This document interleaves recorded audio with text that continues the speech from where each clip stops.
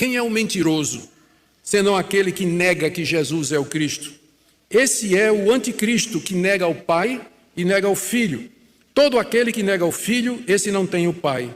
E aquele que confessa o Filho tem igualmente o Pai. Aqui João coloca um critério para nós sabermos quem é o verdadeiro profeta, quem é o verdadeiro mestre, quem é aquele que traz de fato a palavra de Deus. E esse teste, centra na pessoa de Jesus. Os falsos mestres, eles negavam que Jesus era o Cristo. E eles diziam que os apóstolos eram mentirosos, porque os apóstolos diziam que Jesus era verdadeiro Deus e verdadeiro homem. É só você ler os evangelhos, ler o livro de Atos, ler as cartas de Paulo. A afirmação é clara: Jesus é o Filho de Deus e ele é verdadeiro homem. Ele é verdadeiro homem. Era isso que os anticristos, os falsos mestres, estavam negando. Eles negavam a encarnação de Jesus. Eles diziam que o corpo de Jesus não era verdadeiro. Eles dizem que a morte de Jesus na cruz foi uma encenação. Eles dizem que o Cristo divino se separou do Jesus humano na hora da cruz. Foi por isso que Jesus disse: Deus meu, por que me desamparastes? E ali o Cristo divino sai e o Jesus humano morre na cruz, fazendo uma separação da pessoa de Cristo, dentro da pessoa de Cristo, que é insustentável à luz do Novo Testamento. Eles diziam, no final, Jesus não é o Cristo. Ele não é aquele que haveria de vir para nos salvar dos nossos pecados, porque ele não era verdadeiramente humano, tinha apenas aparência de humanidade. Por que era importante que Jesus fosse humano? Por que era importante de que o corpo dele fosse real e verdadeiro? Porque Cristo tinha que ser um de nós, para que a morte dele na cruz pudesse valer para mim. Se um anjo tivesse morrido na cruz por mim, não valeria absolutamente nada, porque eu não sou anjo e nem ele é homem. Ele não pode tomar o meu lugar. Um anjo não podia tomar o meu lugar na cruz. Tinha que ser um homem como eu, de carne e osso, que pudesse sangrar, que pudesse ter feridas abertas, que pudesse chorar, sentir, morrer, ser sepultado e ficar sob o poder da morte em 3 dias. Por isso que era importante asseverar a plena humanidade de Jesus, que era o que esses mestres estavam negando. Hoje, tem gente que nega a divindade de Jesus, nega que Jesus é Deus, e tem os que negam que Jesus era verdadeiro homem. Qualquer uma dessas negações chega a essa conclusão: Jesus não era o Cristo. E olha o que é que João diz. Quem é o mentiroso aqui? Esse pessoal diz que nós somos mentirosos, mas mentiroso é aquele que nega que Jesus é o Cristo. Esse aqui é o mentiroso. Esse é o anticristo, porque ao negar, ele nega não somente a Cristo, mas nega o Pai. Por que quem nega que Jesus é o Cristo está negando o Pai? Porque o Pai deu todas as evidências de que Jesus era o seu Filho. A voz no alto do monte: meu filho amado em quem me comprazo. Na hora do batismo, a voz do céu: esse é meu filho amado em quem me comprazo. Os sinais, maravilhas e poderes que Jesus Cristo demonstrou no seu ministério, ressuscitando os mortos, acalmando tempestades só com a palavra da sua boca, andando sobre as águas, multiplicando pães. Quem pode fazer isso senão Deus? Então o próprio Pai já tinha declarado que Jesus de Nazaré era o Cristo enviado ao mundo para ser o Salvador.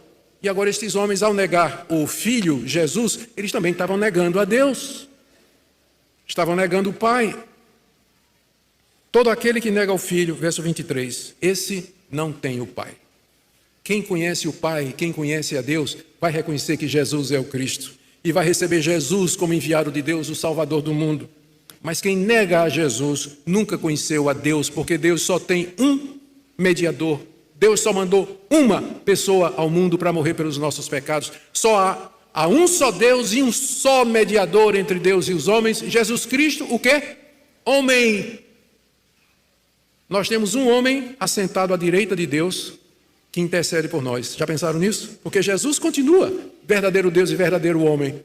Temos um de nós assentado à direita de Deus intercedendo por nós. Por isso que ele nos entende, por isso que ele compreende as nossas tentações, porque ele foi tentado como nós fomos. Por isso que nós podemos recorrer a ele na certeza de que ele vai nos atender, porque ele é aquele que nos representa diante do Pai. Quem nega Jesus está negando o Pai também. E não conhece a Deus, porque se conhecesse, saberia que Jesus, de fato, é o Filho de Deus.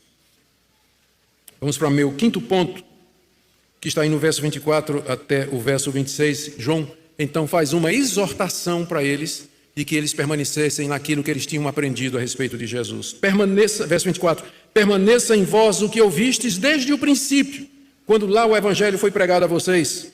Se em vós permanecer o que desde o princípio ouviram, desde o início da vida cristã de vocês, vocês ouviram isso, que Jesus é o Cristo. Se em vocês permanecer isso, também vocês vão permanecer no Filho e no Pai. E essa é a promessa que Ele mesmo nos fez, a vida eterna. E isso que eu acabo de escrever é acerca dos que vos procuram enganar. Como eu disse, João disse que não estava escrevendo porque eles não conheciam a verdade. João estava escrevendo porque eles conheciam a verdade. O alvo de João era fortalecê-los e permanecer naquela verdade que eles já sabiam, porque eles tinham recebido a unção do Santo. Então ele diz, permaneça em vocês o que vocês aprenderam desde o início. Quando o evangelho chegou até vocês, vocês creram que Jesus é o Filho de Deus. Permaneçam nessa verdade. Essa é a verdade. Não se deixem afastar disso aí. Porque se vocês permanecerem nessa verdade, vocês vão ter comunhão com Deus e com seu Filho Jesus Cristo. Vocês permanecerão no Pai e no Filho. E olha só, qual é a promessa que Deus fez para quem vive e permanece em comunhão com Ele? Verso 25. Essa é a promessa que Ele mesmo nos fez, a vida eterna. Não tem outro caminho para a vida eterna. Ou é a vida eterna ou o sofrimento eterno no inferno.